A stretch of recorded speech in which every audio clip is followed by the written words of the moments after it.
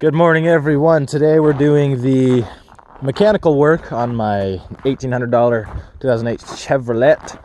I think that includes the ignition lock cylinder, which is really hard to turn, thermostat because it overheats if it just idles for a while, oil change for sure. I think it's pretty much overdue for that. And then I'm also going to do a coolant flush when I do the thermostat, just so that the next thermostat doesn't jab up. So we got at least a full day ahead of us. First thing I got to do is I'm going to take it to the car wash because this salt on it is not doing the rust any favors. So let's go there first. Let's see how difficult it is for me to turn the key.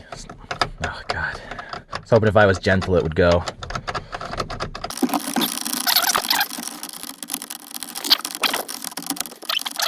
Finally got her. Ooh, she cold out today. But the engine sounds good. No knocking and no exhaust manifold leak.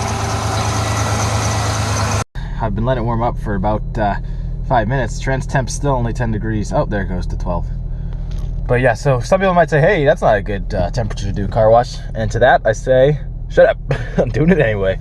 All right, we're here at the car wash. Apparently, everybody else doesn't know that you're not supposed to wash your car in 10 degrees either because everybody's here.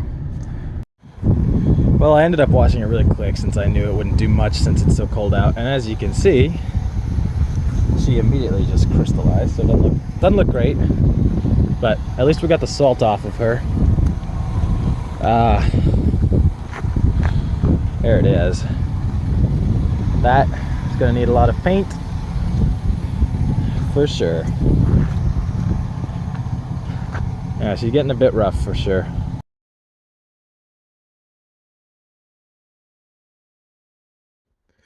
So here's the interior. Door panel's clean. These stains didn't all the way come out of the seat. That's clean there. But the driver's seat looks a lot better. It had a lot of stains. Up here, he got all that stuff, this nastiness that was up here. Radio's cleaned off. Gauge cluster looks great too, so it is all clean. All right, Beetle and I are gonna be doing some work to the 2008 Chevrolet Silverado back here.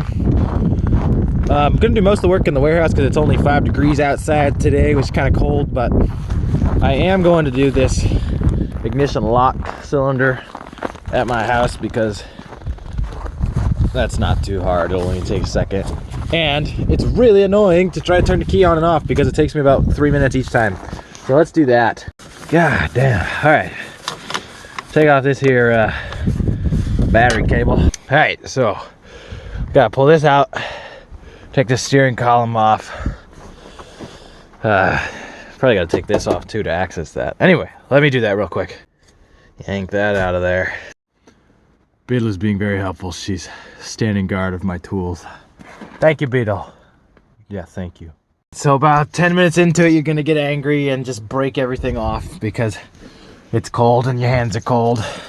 But at least when you do that, you'll have access to the lock cylinder. You gotta take a nail. I gotta find a nail somewhere. Hang on. All right, then put the nail. If you got a nail, I just had a nail. I don't know where it went. Hang on. Put the nail in the hole until you get it to the right spot, and then that piece of junk rolls out. Grab the new one here. Slide it on in. If you can find the right way to do it, I think that's it. Who the hell knows? Guess that's not it.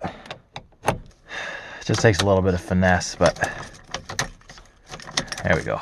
And now see if there's any way you can put every single thing that you broke off in the cold and make it stick back together somehow. Also, I had to take off this parking brake thing to end it up, and the fuse box over there. It was a mess. All right, let's put it back together. Well, you know what? I wouldn't have believed it unless I saw it myself, but everything went back together just fine. Look at that. And now I just gotta program it. I'll just tell you how to program them. You take your key, you take it off of the keychain, put it in, turn it on for 10 or 11 minutes to be safe. Then turn it off for 30 seconds, on for 11 minutes, off for 30 seconds, on for 11 minutes, off for 30 seconds, and then leave it off for 5 minutes. and then it should be all good. So I'm gonna go through that process now. All right, well, let's see if my programming worked. Whoa. Might have worked, but I don't got no power. Yeah, okay. Gonna have to give her a second, charge up. I already brought the truck over because I knew it needed a little bit, but needs some more. Let's see now. Ooh, frick knows. Turn off them damn lights. There she goes. Programmed, hell yeah. Truck runs good. Started a little rough because of the cold, but she do run real good.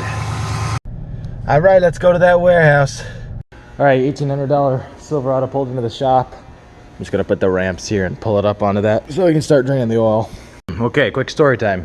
I tried to use these plastic ramps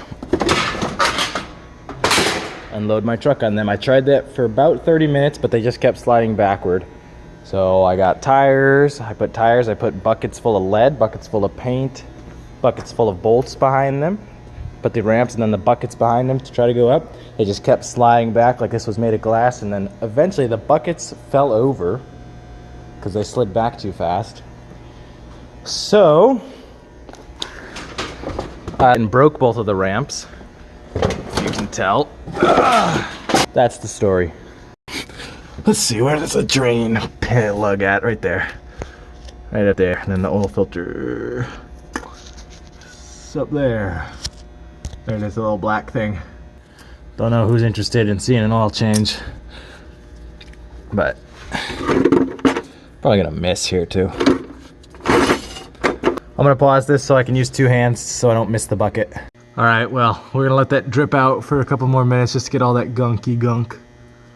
All right, here's the old oil and oil filter. Definitely was time for a change. Now I'm gonna put in the new oil filter. Now I'm gonna fill it up with the new oil. I bet your guys' funnels aren't fancy like mine and have a handle.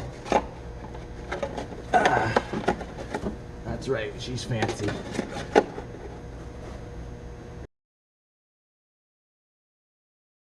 Okay, oil change is done. Now we're going to do the thermostat. So just take out the thermostat, which is really easy on this truck because I think it's just housed under there. And I put the 10 mil on, which fits, so it's just a little 10 mil. Let's pull it out.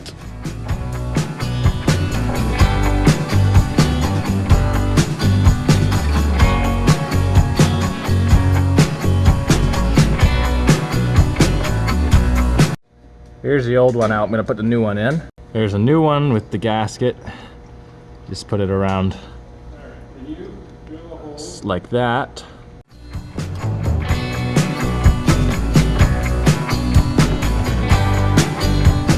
Just got to add some Dex Cool coolant and we'll be done with the thermostat.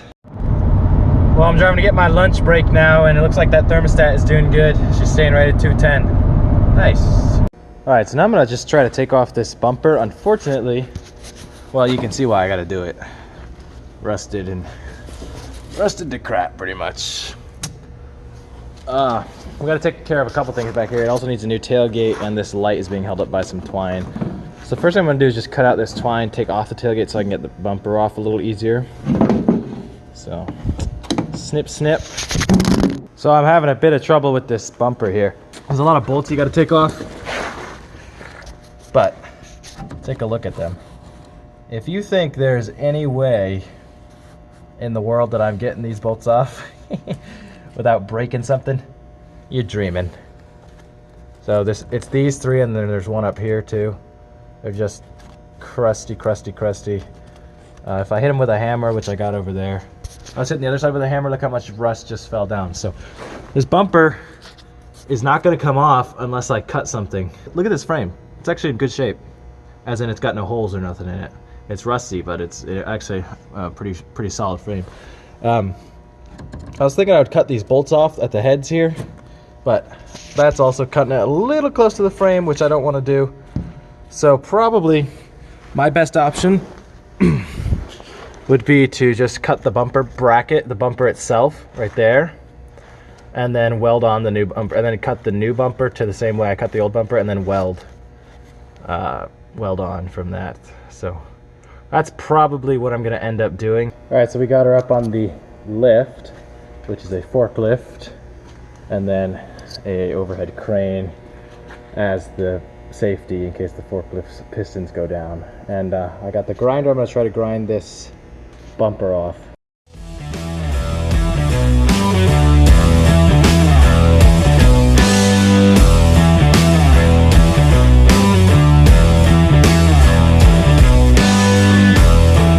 See if I pull this bumper off of here now with my cutting.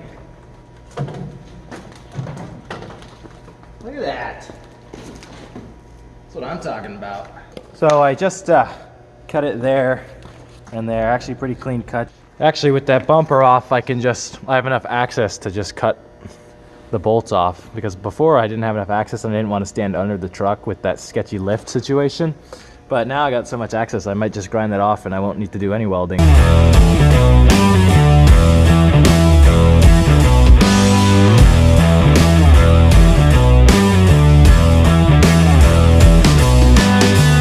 Got this left side out, now time to do the driver's side. It's a lot of cutting. Make sure you don't got no leaky gas lines or a leaky gas tank when you do this, I guess. Well, she should be free, so now it's hammer time.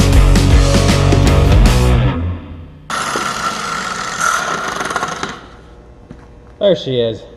And once again, rust is defeated by the rural Vermonter.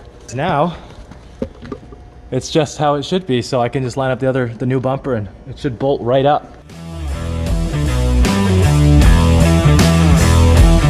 Oh yeah, she looks real fancy. All right, bumper is bolted up, as you can see. Just got to figure a way to stick the old trailer lights through and then line up my license plate lights here. All right, the lights are in. Got the little trailer hook up in. Just got to put the plate on and then I'm done for today. I'm going to drive home and we will work on the bed tomorrow.